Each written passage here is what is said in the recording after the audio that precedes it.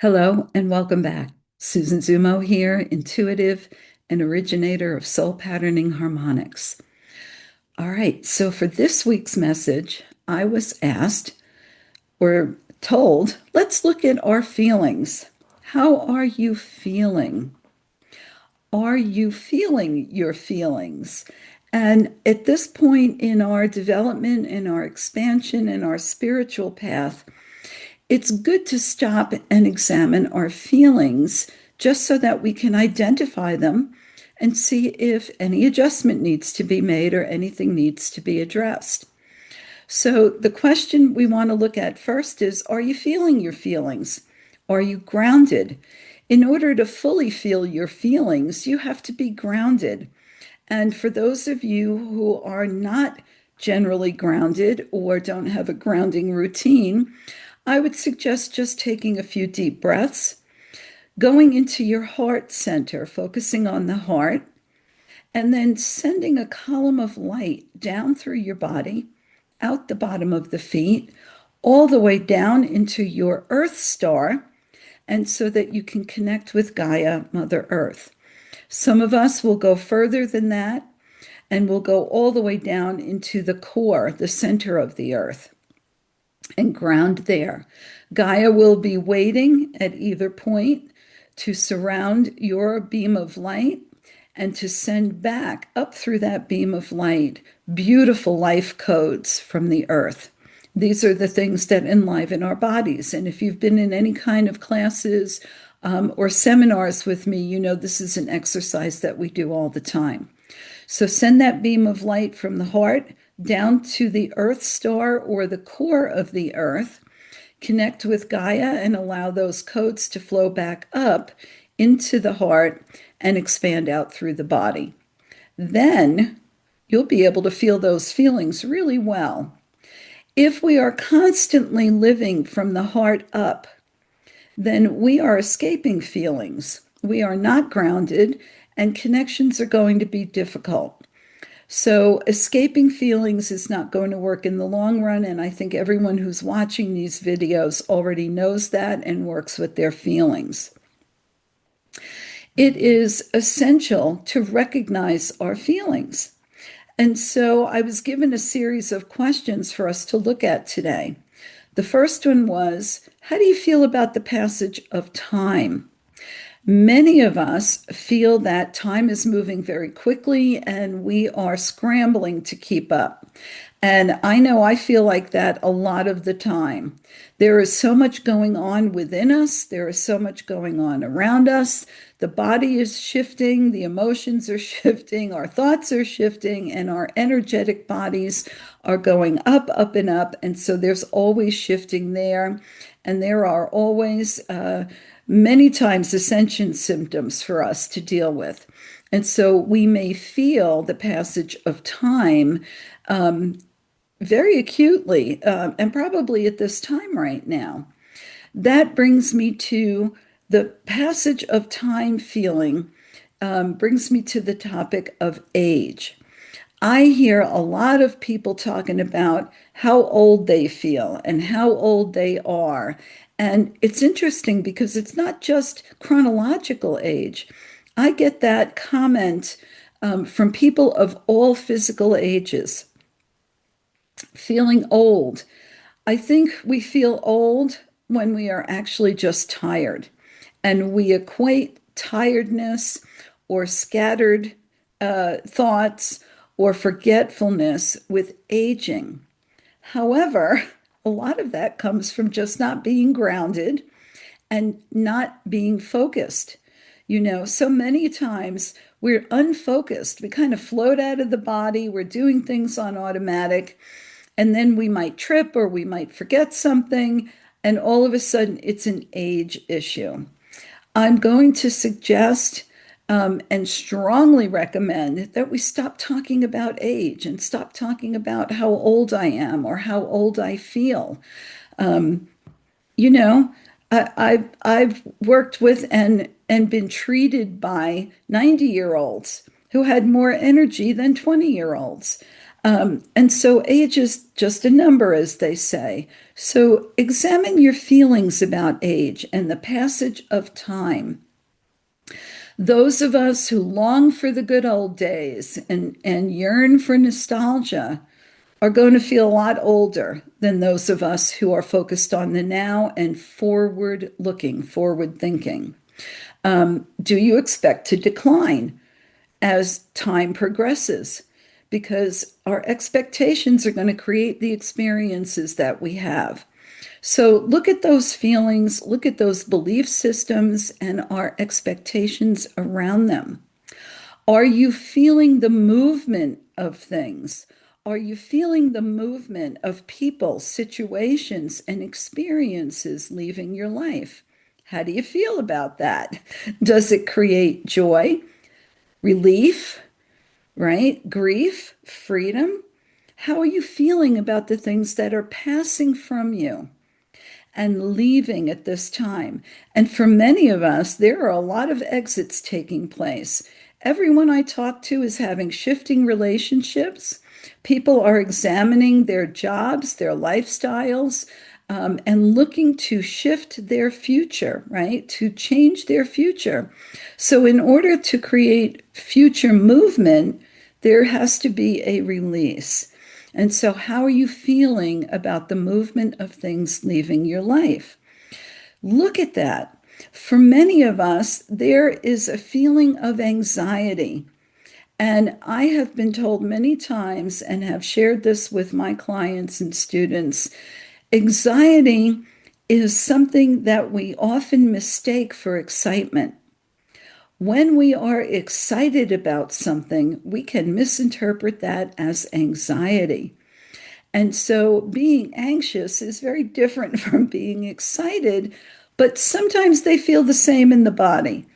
And so I would ask you to ask yourself, am I excited or am I anxious? And then you can address either one of them. You can embrace excitement and balance that with preparation and planning. Or you can look at anxiety and ask where those anxious thoughts and feelings are coming from and address those as well. So, again, ask yourself, how do I feel about the world I'm living in right now? Am I in sync or out of sync with my environment? And this is a question that I have asked myself many times throughout my life. When I am out of sync with my environment or the people around me, I know that it is time to shift something within me. It may be a physical location shift, it may be an emotional shift, it may be an energetic or a thought shift. But when I am out of sync with my environment and feel myself becoming very detached or very emotional, that's a big flag for me to take a look at that. If you are in sync with your environment, you might want to look at that as well, because that's going to say something about what you're feeling, what you're experiencing, and whether or not you want to invest more or you want to detach. Are you feeling detached? You know, a lot of people I talk to right now are feeling very detached from world events, from their own experiences. And so detachment is something that can be very common at this time. And yet, at the same time, while we are feeling detached and not emotionally invested in everything that happens in our lives, this creates the opportunity for new possibilities to come in, new expansion in other areas of our life. If you are emotionally invested and feeling connected and dug in, right? If you're swimming in the emotions of everything that's happening around you, that's going to limit some possibilities that might come in or greater connections. It might limit your intuitive abilities, right? And synchronicities may not happen at that time. So, again, detachment's not a bad thing if we understand why we are feeling detached, right? Why are we choosing to be detached? So, detachment can bring greater connections, deeper connections to spirit, to self, to source, right? To those things that we want to create in our lives. It can create an expansion in intuition, an expansion in new opportunities. Also, it can bring about peace within self. Peace about self and about the world can come in when we are detached, when we are not emotionally invested in the outcome of everything in our lives and in the world. So that's what I mean by being detached. Are you invested in the outcome, or are you allowing yourself and the world to flow in a natural way, trusting that everything is going to work out as it should?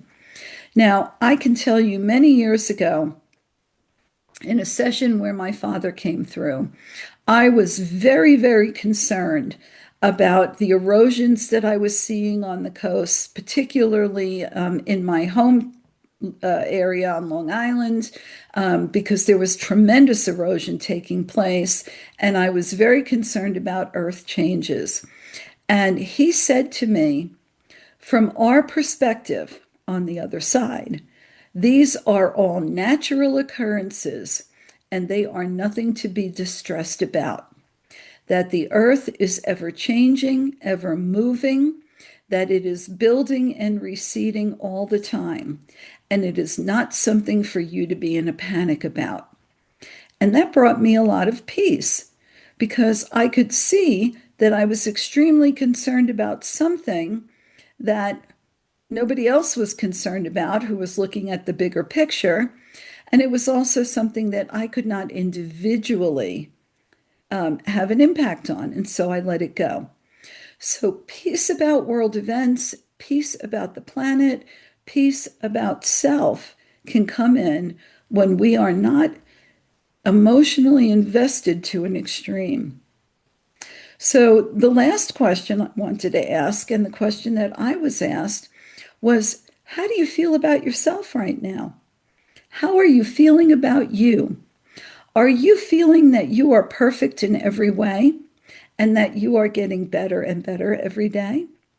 Are you feeling that there are things that are wrong about you, that there are things that need to be corrected about you? Are there things about you that you feel bad about? How are you feeling about you? How is your self criticizer, your self judger doing right now? Are they taking a break? Are they in high gear? All right, those are things we want to look at because all of those things need to take a rest every once in a while, right? It's great to know that there are areas within us that we can improve or heal or get better at. It's great to know that there are things within us that need to be forgiven or corrected. But it shouldn't be a career. It has to be balanced. I want you to feel good about yourself. You are in a body living on this planet. You are providing your soul and source with experiences that are unique to you that it could not have in any other way, shape, or form. You are an individual existing in multiple densities, dimensions, time, space, realities, and you are doing an awful lot right now. In addition to that, you're doing your very best to live a life of spiritual honesty, of spiritual integrity, of connection, of heart centeredness. And that's absolutely phenomenal. And it should be important and regular for you to congratulate yourself for that, to celebrate that. So take a look at how you feel about you now. I hope you're feeling really good about you right about now. And if you're not, I want you to stop whatever you're doing, take some inner stock and shift that so that you can celebrate those good things about you. Lastly, how are you feeling about the future? Are you feeling optimistic, pessimistic? Are you of a doom and gloom pair of glasses, or are you rosy pair? I always like to say that I'm a trust with verification person, and that I am a practical optimist. I have great optimism for the future, and yet I am also a very practical person and live in the concrete world of the now. So the future is something that we are seeding at this very moment. I want you to feel good about it. Plan for your future to be absolutely amazing.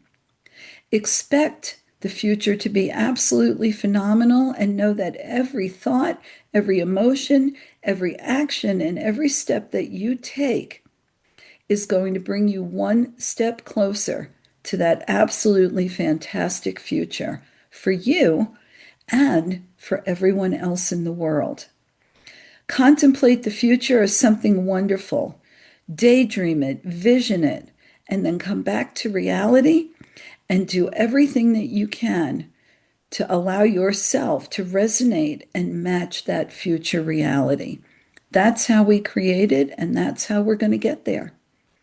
And so, as we look at all of the feelings that we've talked about today, you might want to jot down some notes. You might want to write down your answers to those questions and go back and check them in 6 months and see if they have changed. Look at your progress. Celebrate every future step, every past step that you have taken on the road to higher consciousness, and know that I am here to support you and that I will be introducing some new classes and also some healing modalities that I will offer in the very near future for those who want to expand, move upward and onward, and for those who want to release and heal and improve themselves through this expanded period of time. So until I see you next week, I wish you many, many blessings.